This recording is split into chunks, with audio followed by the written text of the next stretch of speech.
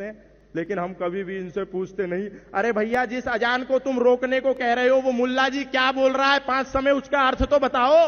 क्योंकि हमको लगता है जैसे हम मंदिर में खड़े होकर के बोलते हैं ओम भूर्भुवः स्वः तत्सवितुर्वरेण्यं भर्गो देवस्य धीमहि धियो यो नः प्रचोदयात्, हम उस प्राण स्वरूप दुख नाशक सुख स्वरूप श्रेष्ठ तेजस्वी पाप नाशक देव स्वरूप परमात्मा को अपनी अंतरात्मा में धारण करें। वह परमात्मा हमारी बुद्धि को सन्मार्ग की ओर प्रेरित करे। May almighty illuminate our intellect towards the righteous path. शायद मुल्ला जी जो 5 समय बोल रहे हैं उसका भी यही अर्थ होगा कि हे मोहम्मद साहब, हे अल्लाह ताला, हम सब सुखी से रहे, हम सब एक रहे, हम सब मिलके रहे।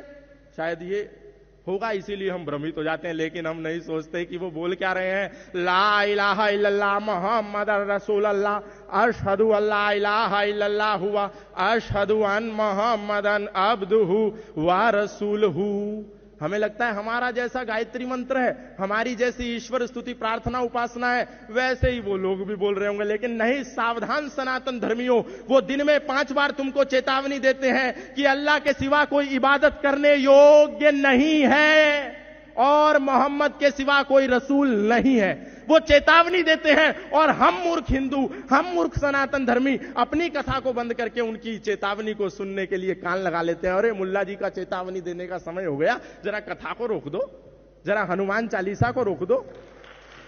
और ना केवल वो चेतावनी देते हैं तुम्हें, बल्कि जब तुम मर्यादा पुरुषोत्तम श्री राम की रामनवमी जन्मोत्सव आने पर अपने सनातनी भाइयों का संगठन करके समूह बना करके सड़कों पर शोभा यात्रा लेकर के निकलते हो तो तुम्हारे ऊपर पत्थर बरसा करके ये कहते हैं कि हम तो तुम्हें दिन में 5 बार चेतावनी दे रहे थे कि अल्लाह के सिवा कोई इबादत करने योग्य नहीं है और मोहम्मद के सिवा कोई रसूल नहीं है। तुमने नहीं माना तो हम क्या करें?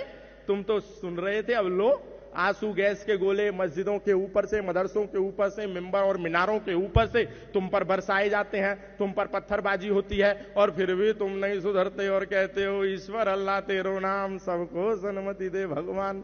अब